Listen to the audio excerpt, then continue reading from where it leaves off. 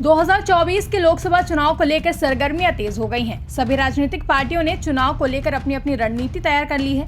एक तरफ जहां सभी पार्टियां कैंडिडेट्स की सूची जारी कर रही हैं, तो वहीं कांग्रेस लगातार भाजपा पर हमलावर है। इस बीच कांग्रेस नेता कन्हैया कुमार ने भाजपा पर हमला बोलते हुए कहा कि PM Modi ji public sector को फ्रेंड सेक्टर बना रहे हैं, साथ ही लोकतंत्र को बेचने का इल्जाम भी भाजपा पर लगाया है। आइए सुनते हैं इस दौरान कांग्रेस नेता कन्हैया कुमार ने आगे क्या कुछ कहा।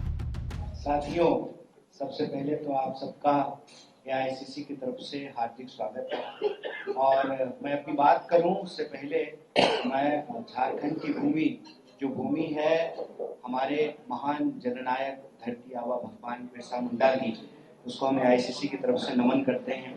और आप सब जानते हैं कि हमारी भारत जोड़ो न्याय यात्रा विभिन्न राज्यों से होते हुए अभी बंगाल से झारखंड की महान भूमि पे आई है।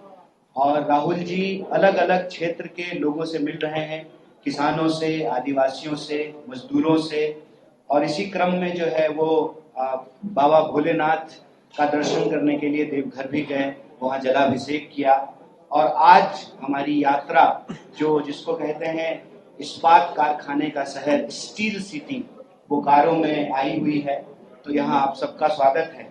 जैसा कि जयराम जी ने बताया कि इस भारत जोड़ो न्याय यात्रा का एकमात्र उद्देश्य है कि देश में जो अन्याय की आंधी चल रही है, उस अन्याय की आंधी को रोकने के लिए राहुल गांधी न्याय के पक्ष में खड़े हैं।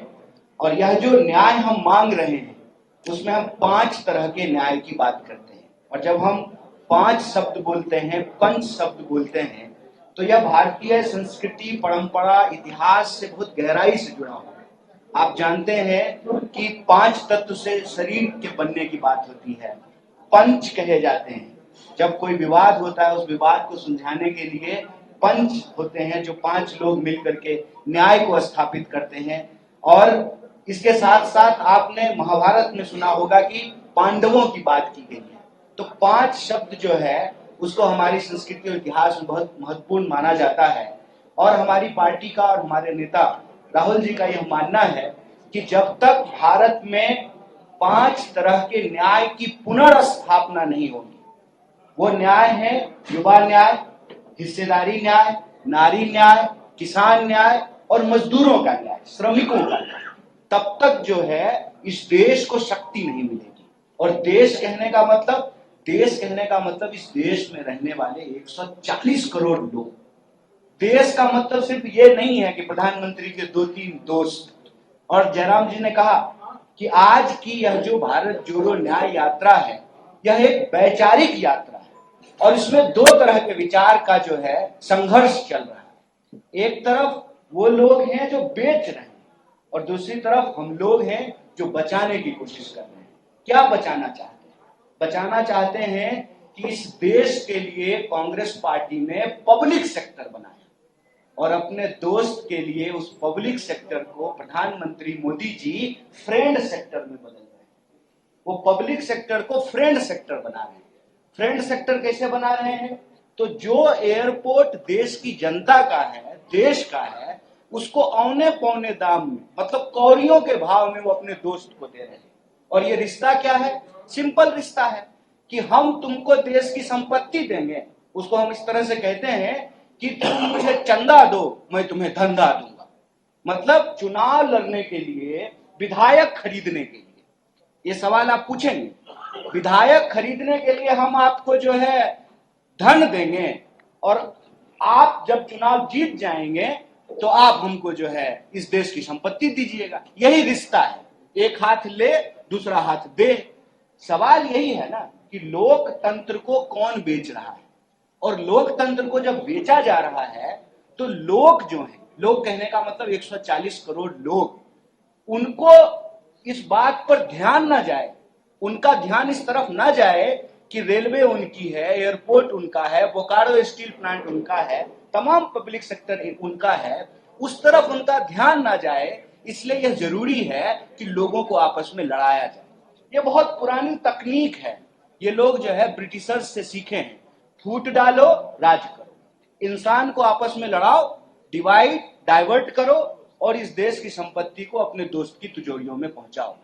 अब आप झारखंड में भी देख लीजिए, और सिर्फ झारखंड की बात नहीं है, आप किसी भी स्टेट में चले जाइए, बीजेपी का एकमात्र काम है कैसे एक ही समाज को आपस में लड़ा दिया जाए, कैसे जो है उनके बीच में अंतर्विरोध पैदा कर दिया जाए।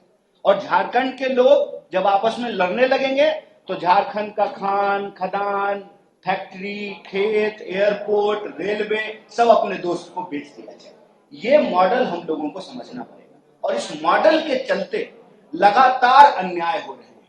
अगर आप किसान की बात करेंगे, किसान आत्महत्या कर रहे हैं, एक साल में 12,000 से ज्यादा किसान आत्महत्या कर रहे हैं, नौजवान आत्महत्या कर रहे हैं, आए दिन महिलाओं के ऊपर अत्याचार हो रहा है, श्रमिकों के साथ अत्याचार हो रहा है। आप बताइए, आप सब लोग यहाँ बैठे हुए हैं, सरकार ने कानून बनाया, जब कांग्रेस की सरकार थी तो सरकार ने कानून बनाया कि 8 घंटा का काम करना पड़ेगा, 24 घंटा होता है, 8 घंटा काम का, 8 घंटा आराम का और 8 घंटा किसी चीज के सृजन करने का, सोचने का। मजदूर को भी हक है कि वो भी जो है टीवी देखे, समाचार सुने, कविता लिखे, कुछ बनाए, कुछ पढ़े, कुछ गढ़े। ये जो 8-8 घंटे का नियम बनाया था, कहीं ये नियम अब लागू हो रहा है? आप सब लोग मीडिया सेक्टर में ही हैं, बता दीजिए 8 घंटा काम करते हैं कि 8 घंटा से ज्यादा काम करते हैं? लेकिन आपको मजबूरी में काम क्यों करना पड़ता है? क्योंकि कानून को कमजोर किया जा रहा है। कानून को किस लिए कमजोर किया जा रहा है? मालिकों के पक्ष में। और मालिकों के पक्ष में क्यों कमजोर किया जाता है? क्योंकि मालिक चंदा दे रहे हैं सरकार को, इसीलिए सरकार आज आम लोगों के साथ अन्याय कर रही है। इसीलिए भारत जोड़ो न्याय यात्रा भारत जोड़ो यात्रा का ही एक्सटेंशन है।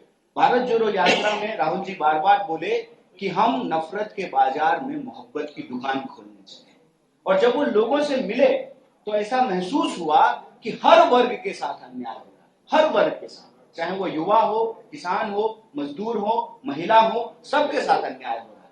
और इस अन्याय के खिलाफ न्याय की स्थापना बहुत जरूरी है और इस न्याय के लिए ही भारत जोड़ो न्याय यात्रा चली है। और इसमें हम आपके सामने कह रहे हैं कि हम जिस भी राज्य में जा रहे हैं उस राज्य के लोगों के जो मुद्दे हैं उन मुद्दों को हम उठा रहे हैं। आपने देखा होगा कि झारखंड में भी पेशा कानून की बात की गई, सरना कोड बिल की बात की गई और यहाँ के पब्लिक सेक्टर को जिस तरीके से बेचा जा रहा है उसको बचाने की बात की गई। यहाँ के किसानों की, आदिवासियों की, मजदूरों की, गरीबों की और यहाँ के जो नौजवान हैं, महिलाएं हैं, उनके जो सवाल हैं उसको हम लोग भारत जोड़ो न्याय यात्रा के माध्यम से उठा रहे हैं।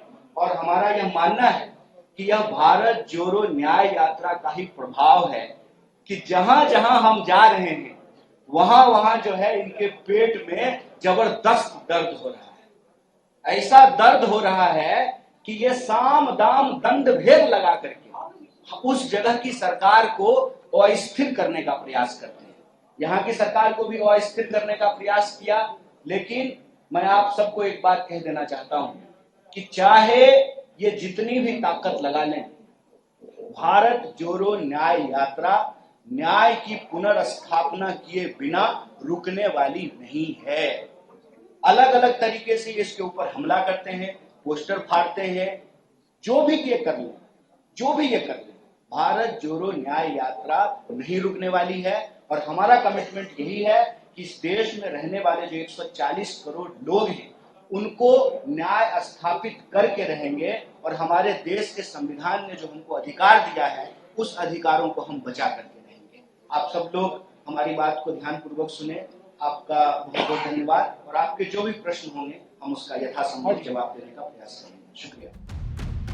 ब्यूरो रिपोर्ट, इंडिया पब्लिक खबर। फिलहाल के लिए इस खबर में बस इतना ही। देश और दुनिया की ऐसी ही तमाम बड़ी खबरों के लिए हमारे YouTube चैनल को सब्सक्राइब करें और बने रहें इंडिया पब्लिक खबर के साथ।